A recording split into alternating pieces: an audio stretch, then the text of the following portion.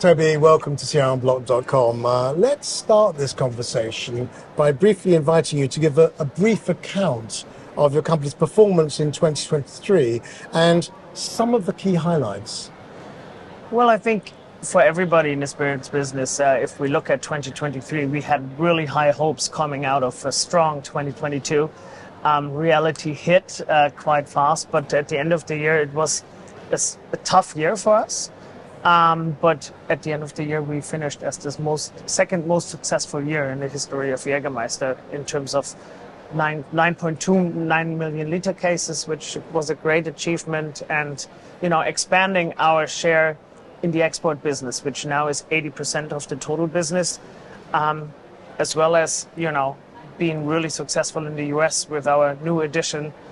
At that time, not new edition, we have had Teremana tequila for 3 years, but hitting 1 million 9-liter cases in the third year around the block in the US was a tremendous success for us. Well, of course, at the end of the year, you also introduced 9556. Yes. Now, that's actually got a great backstory to it. I mean, and the taste was simply exceptional. It could be nothing like I would have reasonably expected. What's the current sale situation on that particular product? Because it was a very limited edition. It was a limited edition, limited to 2,500 bottles. Roughly half of the volume we sold in GTR, and it did extremely well, even though the price point obviously was a high one due to the limitation. But we sold out all the bottles in Europe, and we had just yet, started in APAC in this region here. So if you're lucky, you might find a couple of last bottles in the shelf, which just have launched around here. And I think, especially in our home market, like Germany, in the domestic market, product was sold out in 10 minutes, which was amazing. Now, there are only 2,500 bottles, but because of that, do you think that people are actually drinking it, or they're using it as a collectible item? Well, we were hoping that, it is not that bottle that you put in your shelf and have in the shelf to, catch dust, because the liquid is exceptional, and we hope that people drink it. Yeah. Also, like when you drink it, the back label revealed the story. So there's also a little twist to it, to find out more and be curious about what it actually is and about, how it was produced. Now, of course, 9556 was just one item on your agenda last year. Mm-hmm. You've already mentioned it. 2024 looks completely different with the Teremana launch in global travel retail.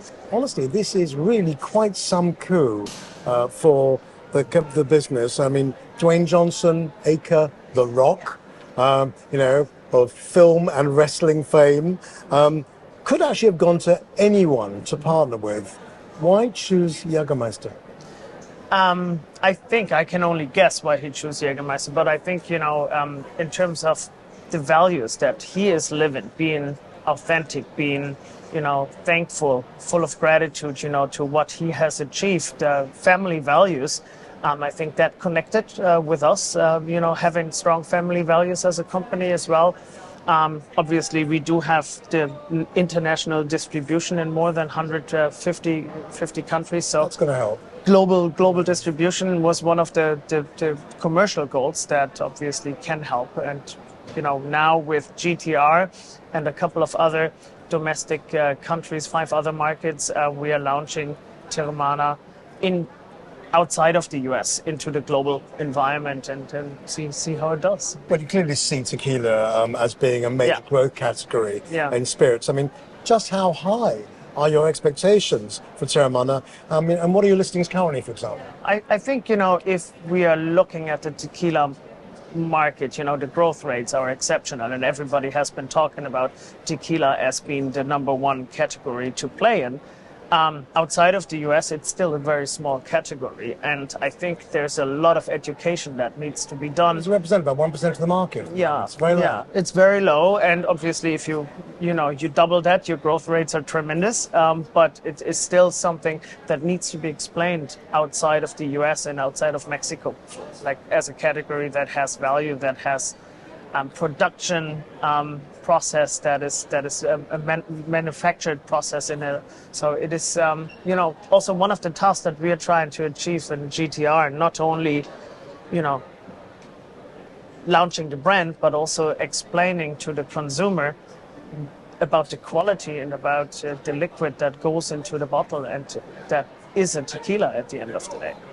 So let's just pick up on the earlier points. I mean, what listings have you achieved so far? Well, we can luckily say that we achieved global listing with Terramana now from April onwards, and we just are 6 weeks in of the global launch of Terramana, and there's a lot to come, and we are trying to seed it all around the globe to just introduce the brand to a global audience outside of Mexico and the US, which is really exciting, and GTR is just a perfect channel to do so. But of course, the brand's got great personality attached to it. So that helps. What do the in-store activations actually look like? Yeah, we are creating a brand world around the beautiful colors of the brand, but also we have a tagline that is called "Share the Mana." What is that? Terramana, mana is in the name in there, and it's also about what are you grateful for, about gratitude, positivity, authenticity in life, and what are you grateful for traveling. Like that's what we are asking consumers that come to our booth or our activation. What are you grateful for today? And it could be, I'm grateful for just being able to travel. I'm grateful for being able to visit my mom or my grandmother or whatever it is. You're grateful for, everybody's grateful for something, and that drives positivity, and we try to share this at our activation with the brand. Now, you see yourself as a very consumer-centric business, with very carefully targeted marketing. Now, the key vision and theme of the business has historically been the best nights of your life, but with Terramana, surely this is going to be changing overnight, no pun intended, with its instruction, as this arguably is both a day and a night brand. Well, but that doesn't hurt, right? Does it? It's an extension. Well, best night obviously stands for great moments that you have amongst friends, and whether that is day or night, or maybe you start during the day and it leads into a great night. Everything is connected, and just creating great memories for consumers amongst friends, amongst other people. I think that is what's bringing both brands, Jägermeister and Terramana, together. So you can happily start in the afternoon with a nice margarita and end the night with a couple of ice cold Jägermeister shots. If you get to the night. You will. Okay, so look, tell us about the Secret is You campaign. I mean, what's the strategy that lies behind it, and how did it perform last year? Secret is You is a campaign that we have started in 2022, and it was the idea behind it was to welcome travelers back to global travel retail, because during COVID, Of course, planes were there, airports were there. Who was missing? The traveler. So we welcomed the travelers back as the secret ingredient. The secret is you to a successful experience. And really, you mentioned consumer centricity first. I think that is more easily said than done. But really thinking about what are the consumers thinking and what do they need, whether that is a digital engagement, whether that is disruptive marketing measures in order to catch attention in the world of a lot of influences that a consumer gets. That try to put all that together in this activation, and you have the opportunity after. Obviously, you can sample an ice cold Jägermeister shot at all of our activation to integrate your image into a digital experience, a digital gallery that resembles city landmarks of the city you're in or the city you're traveling to, so also connected to the travel environment. All right, let's move on now to another interesting brand of yours, Gin Sul. I mean, it's a dry gin from Hamburg, where sadly it seems to always rain all the time, but its roots are actually in a more sunnier climate in terms of being from Portugal. I mean, what are your ambitions here? I think Gin Sul is a beautiful, super premium boutique brand that requires boutique handling. So it is a brand that we are distilling in Hamburg, as you say, and I can relate to the lot of rain that we have in Hamburg. But I think what are you longing for as a consumer? You always think about your beautiful times that you had in the south, the longing for the south, for vacation, for summer. And, with the fresh lemons that we get from Portugal that are distilled into the gin, I think the gin is a really exquisite taste. And we are trying to seed it carefully, in different European markets to see how to grow. Has it found a good home in travel retail? It has, yeah. We are starting in Europe, in Germany, and of course in Portugal, because those are the two countries. And so we'll take it from there. Step by step. There is no pressure. That's the beauty about it. We can slowly test it out. We can slowly build the brand, and do what's best for the brand, and try to target the consumers when they're traveling. Yeah. But there is an argument, isn't there, in global travel retail, that gin is actually overspaced at the moment. It's highly competitive. What is its real product differentiation? Well, I think, you have the gin trend that we all know likely is over. And it's, with other categories, asking for share on the shelf, it is really highly competitive, to your point. But I think in the super premium gin segment, where gin Sul plays a role, there's still room to grow, and that's how we differentiate as well. Well, we're talking right now on your revamped stand at TFWA Asia Pacific show. I mean, how important is the Asia Pacific region to Jägermeister?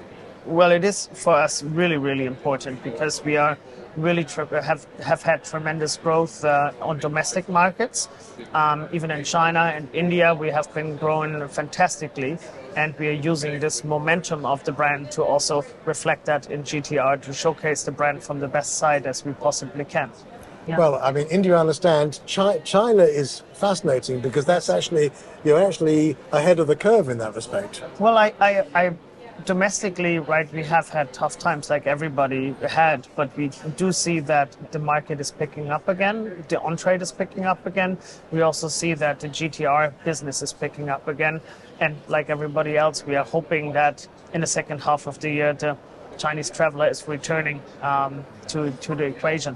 Yeah. It's interesting because, I mean, it's not just, looking at tequila, mezcal as a great growth opportunity areas, but it's actually curiously touching on something like almost the humanization of your brands. And Teremana is actually a perfect example of that.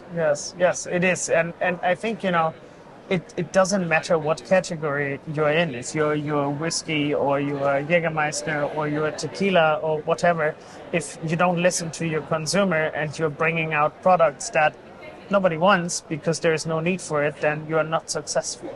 And listening to the consumer and actually trying not only to listen, but also to really truly hear what the consumer says is, I think, the recipe for success. So you clearly are arguing from a strong position of where you see that your brands fully correspond to consumers' changing needs and wants. So one final question. If there were three things right now that you want to communicate to the trade, what would they be? I think one thing is for sure that there is still a high demand for premium spirits, so that needs to be reflected. I think also, if you have a strategy out there that is not focused around the consumers, you won't last long in that business, because the consumer is going to tell you what they need. They'll vote with their feet. Yes. Buying the product. And I think you asked for 3 points. The third one is that I strongly believe that tequila can be a very big global category, and we can be a major part of this with Teremana. Great stuff to end on. Terry, thank you for your time. Thank you very much, Peter.